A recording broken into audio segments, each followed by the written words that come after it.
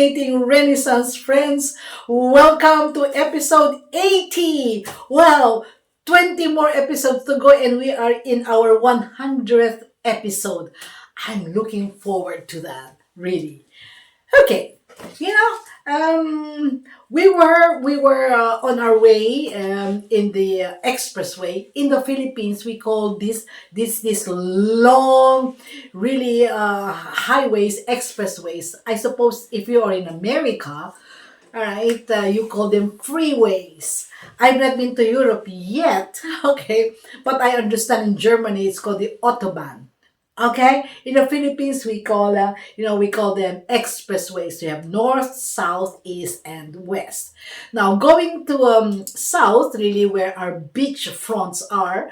One day we were on the expressway, and in front of us really is a swanky Porsche. All right, and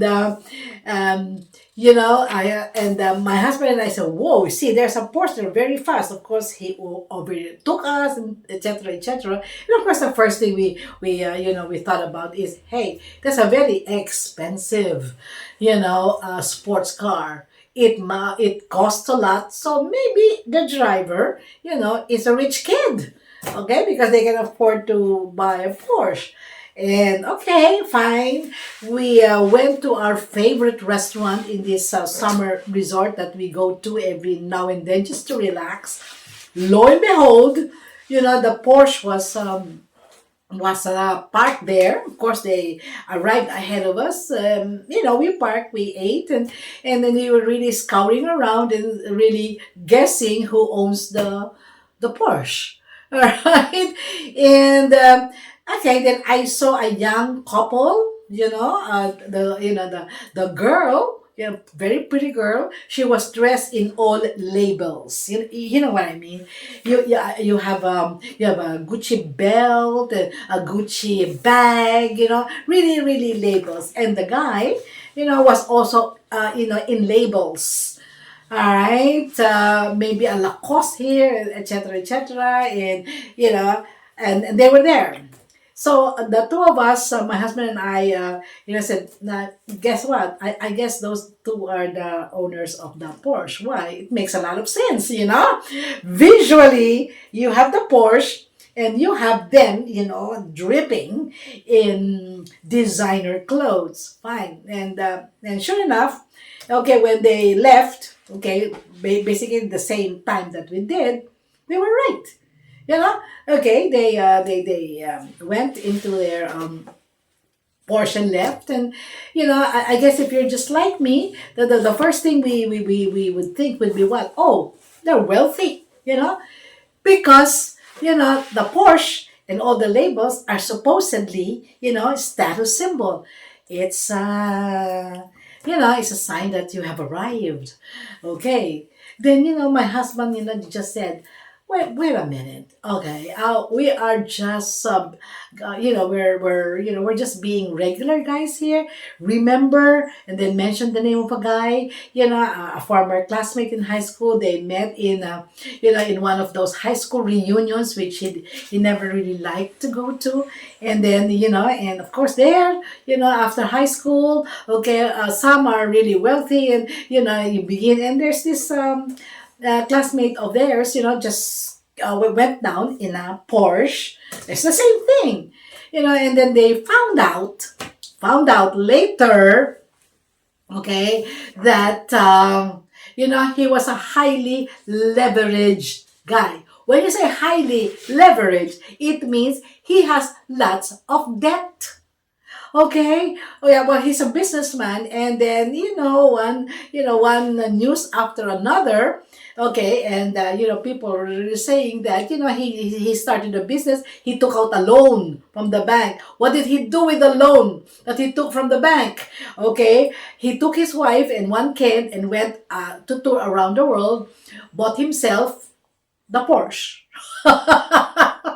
Okay, that's what he did with the money he loaned for the business. Okay, so basically he was highly leveraged, and then shortly after that they found out that he went bankrupt. Okay, so and so okay, they may be really rich, but they may not. Okay, Fine. So now it got me into thinking about what I have just read. It's just a quiet wealth. Not all people, that's the preamble. Not all people who flex, when you say flex, who show ostentatious displays of all of this, not all of them are really wealthy. Okay, and the name of a fake rich and the real rich. Okay, and we're talking about aha, moment number five. Really, that's true.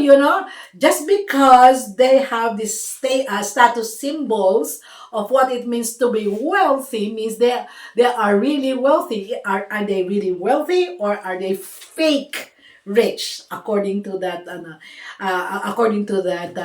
book that I was reading? And so the concept of quiet rich or quiet wealth is what I want to talk about. Quiet wealth.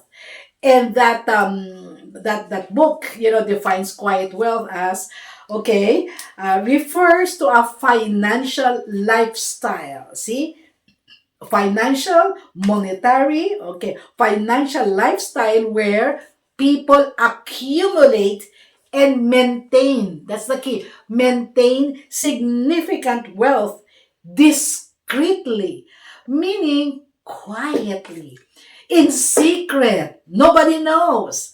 Okay, without ostentatious displays of riches. In fact, there's a book entitled The Millionaire Next Door. And it says there that maybe, those people there who are very simple, wear jeans, just drive, a regular car of regular people. They may be millionaires. It's just that they do not flex. Flex, Flex, means they do not show it. No ostentatious displays of wealth. It's something that I like, really. Okay, so now it makes a lot of sense. Well, I'm not saying there's something wrong with with buying a Porsche or Lamborghini. We see this in the expressways every weekend, because they want to race each other. There's supposed to be a group there. I'm not saying that they're not really wealthy. Maybe they are, but not because only of what you see, because there are a lot of millionaires, there are a lot of wealthy people with old money who are actually very, very simple. And I like the idea of quiet wealth. Okay, and then so what are the key principles of quiet wealth? The principles, okay? First is financial discretion, meaning they avoid showing off that they have money. It doesn't mean that they dress poorly. No, they dress with the finest linen, with the finest material there, but it does not scream logos. So from head to foot you have initials there, but they have the best material and all of that. Okay, they just drive, really simple cars that which bring them from here to there, but in reality, they have accumulated a lot of wealth. All right, so that's one key principle. The other key principle is really what I've been following, not of course, because I would really like to be financially stable. Who does not want that? Okay, but I don't really like displays of wealth, screaming, "Hey, look at me!" I'm not like that ever since. I was raised up to be in a very simple home. Okay, the second was low key lifestyle choices. Low key lifestyle choices. Even if they can afford, the most expensive stuff, they live below their means. Meaning, even if they have millions, they don't always splurge it at a new car every year, the latest, fashion that costs hundreds of thousands of pesos. No. Okay, the more money they have, the more discreet they are, and the humblier they get. This thing called, are you aware of this thing called lifestyle creep? You creep like that without anybody knowing. Meaning, if somebody only earns 10,000, pesos, at least this is the Philippines, 10,000 pesos, fine. They need they need more money to be able to buy stuff, and then then they earn 20,000. Their choices also increase in amount. They increase their spending. It creeps, so they don't have enough to invest. Okay, so now they're earning 100,000. They have 100,000, peso debt because it increases. No, the quiet wealth doesn't do that. They um they avoid debt, and they only spend for function, not because of brand. Function, value driven spending. It doesn't mean that they are not going to spend money in a first class or business class flight if it's going to be a long flight. It's because they just want comfort, not because they want to show off. Because after a 14-hour flight from Manila, LA Manila is 14 hours. And after that they have a presentation or a meeting with a business partner. They want to look fresh and all of that. So in economy, it's very difficult to do that because it's very cramped. So they spend for business class. But that's the reason why. It's not because they want to flaunt that they can afford business class. It's really for comfort. Okay? And of course, the third is long-term wealth building. So the amount of money they have, they don't spend it all on stuff. They actually invest it and make the magic of compounded interest to make their initial. For all you know, their initial investment is only 100,000, but now they have 5 million, because over the years, they would also reinvest and reinvest, with the interest, and it compounds and compounds and compounds. Okay, so that's the idea. Okay, that will be quiet wealth. How would you like to be a millionaire next door, but nobody, even needs to know? You're safer that way. You're safer from kidnapping, from people, borrowing money from you, and not want to, to pay it back, saying, hey, we have a lot more, and a lot of requests for donations. I mean, if you're quiet, this may not be your problem. Okay, guys? Okay, the good life, the good life doesn't mean display of wealth. The good life can be really a quiet, wealthy lifestyle. Okay? Do you like?